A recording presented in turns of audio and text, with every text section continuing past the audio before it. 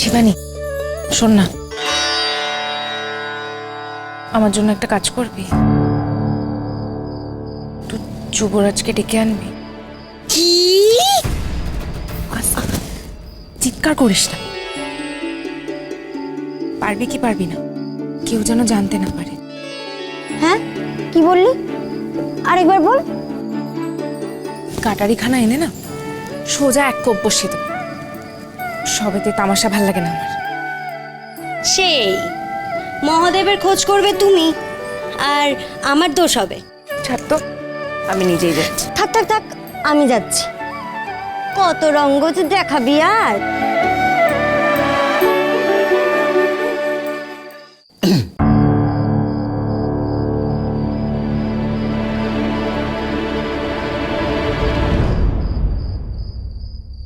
হঠাৎ রাজরানী তলব করলে কেন জানতে পারি? আপনাদের নাটোরেশ্বরী দেবী জয় দুর্গা কি কৃষ্ণবর্ণ? কালো রং তার? হঠাৎ এই প্রশ্ন কেন? আমি কি ঠিক বললাম? হ্যাঁ হ্যাঁ,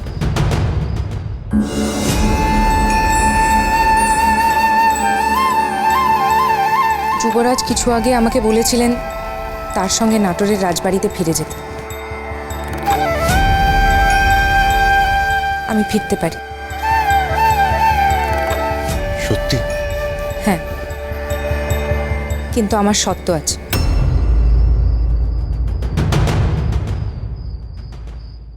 শর্ত? কি শর্ত শুনি?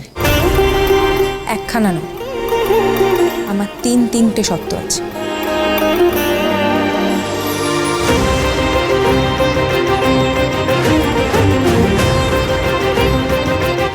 আচ্ছা, তবে আপনার চিত্ত হঠাৎ এরকম পরিবর্তন হলো কেন জানতে পারি? যুবরাজ কি আমার শর্ত মানতে ভয় পাচ্ছেন, তাই পাল্টা প্রশ্ন করছেন? নাটোরের রাজরানী দেখছি যুদ্ধনীতিতে বিশ্বাসী। বেশ, শুনবো আপনার সমস্ত শর্ত, বলুন। প্রথম শর্ত হলো আমি আমার আরাধ্যা দেবীকে আমার সঙ্গে নাটোরে নিয়ে যাব। তার যেন কোনো অসম্মান না হয়, এ আপনাকে দেখতে হবে। পারবেন? বেশ, দ্বিতীয় শর্ত? ছাতিনা থেকে নাটোর পর্যন্ত পথ লাল শালুতে মুড়িয়ে দিতে হবে। আমি সেই পথ দিয়েই ফিরব, প্রকৃত রাজরানীর মতো। সেই ব্যবস্থা হয়ে যাবে। তৃতীয় শর্ত? তৃতীয় শর্ত হলো গরিব প্রজাদের জন্য জমি দান করার ব্যবস্থা করতে হবে।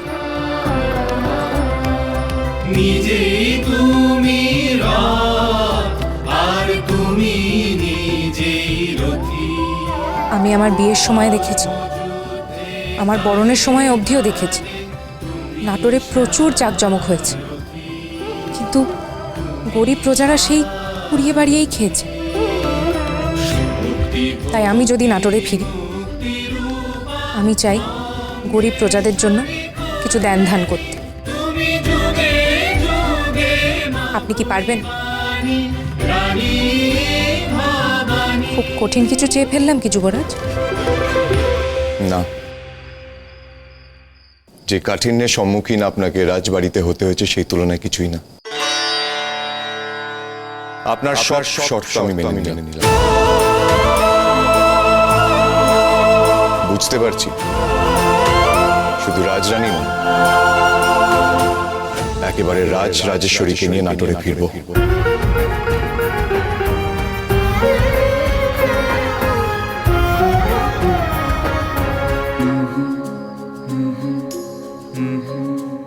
আশা করি অমর্যাদা হবে না আপনার বা আপনার দেবতার। নিশ্চিন্ত থাকুন। তবে এবার শেষ পর্যন্ত সমস্ত জেদ ছেড়ে আপনি কি ফিরবেন?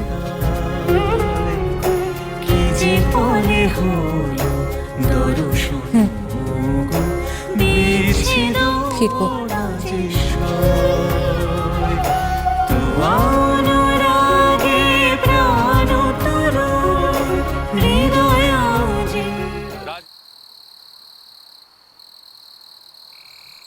যুবরাজ, ছাতিনা থেকে নাটোর পর্যন্ত রাস্তা লাল শালু দিয়ে মুড়ে দেওয়া হয়েছে।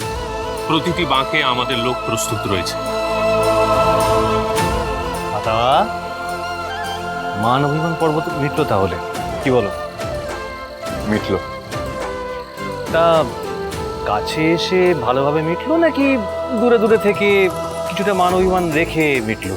আহা হা, ছোট কুমার, আর বিশদ বিবরণ জানতে চেয়ে যুবরাজকে বিব্রত করবেন না। দেখুন, স্বামী কিভাবে স্ত্রীর অভিমান ভাঙাচ্ছে সেটা নিতান্তই তাদের ব্যক্তিগত ব্যাপার। কিন্তু দেওয়ান মশাই, তাতেও তো সত্যর উৎসাহর কোনো কমতি নেই। আমি বলি কি, ফেরত যাওয়ার পথে আমরা না হয় কথাবার্তা চালাই সত্যর বিয়ের। ছোট কুমার, সে তোমরা গুরুজন, তোমরা যা ভালো বোঝো। তবে বউয়ের রাগ ভাঙানোর জন্য যুবরাজ ছাতিনা থেকে নাটোর অব্দি শালু কাপড়ে মুড়ে দিচ্ছে, এ দৃশ্য চাক্ষুষ না করলে আমার বিশ্বাসই হতো না। কি দয়ারাম দাদা? তবে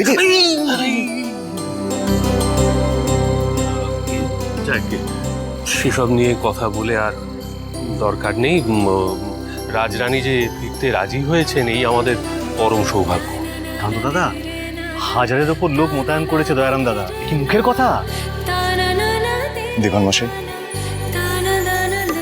ধন্যবাদ। আপনি না থাকলে কিন্তু। যুবরাজ, এভাবে ধন্যবাদ দিয়ে আমাকে কুণ্ঠিত করবেন না। এ তো আমার কর্তব্য, আপনি আমাকে আদেশ করবেন। আচ্ছা, এবার কি তবে অন্দরে খবর পাঠানোর বন্দোবস্ত করি? মানে পথ যখন প্রস্তুত তখন যাত্রা শুরু হোক। বলছি শোনো, অন্দরে খবর দাও। আগে যুবরাজ। আচ্ছা সত্য, ওখানে কে কে জানে? তেমন কেউ জানেন না দাদা, শুধু দিদমা আর বড় মামিমা জানেন। আসলে যুবরাজ, রঘু রাজা এখনো নাটোরে ফেরেননি। তাই আপনাদের কাছ থেকে বার্তা পাওয়ার পর আমি কাউকেই কিছু জানিয়ে আর জটিলতা বৃদ্ধি করতে চাইনি। জানেন যুবরাজ, যেদিন রাজরানী নাটোর থেকে চলে এলেন সেদিনই খবর এসেছিল যে মুর্শিদাবাদ যাওয়ার পথে ভাস্কর পণ্ডিত আর তার দলবল পালিয়ে গেছে। নাটোরের আনাচে কানাচে নানা ষড়যন্ত্র চলছে যুবরাজ। নাটোরেশ্বরীর উত্থান না হওয়ায় যথেষ্ট সংকটে রয়েছি আমরা। তবে আমার ব্যক্তিগত বিশ্বাস, রাজরানীর প্রত্যাবর্তন আমাদের পক্ষে মঙ্গল সূচক হবে।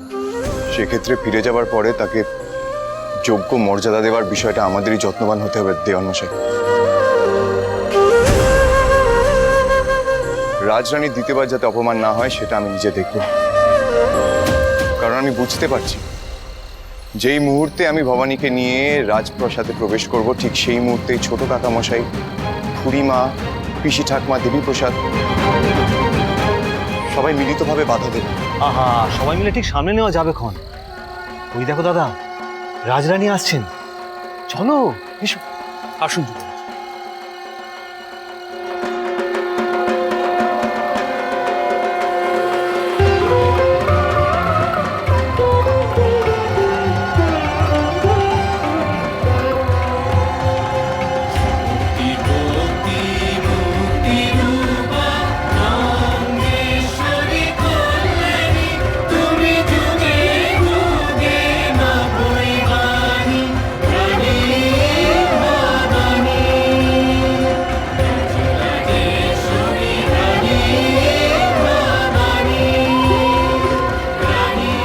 চললাম মা তোমায় নিয়ে নাটোরে, সেই ইচ্ছে তোমারই ধরে নিয়ে।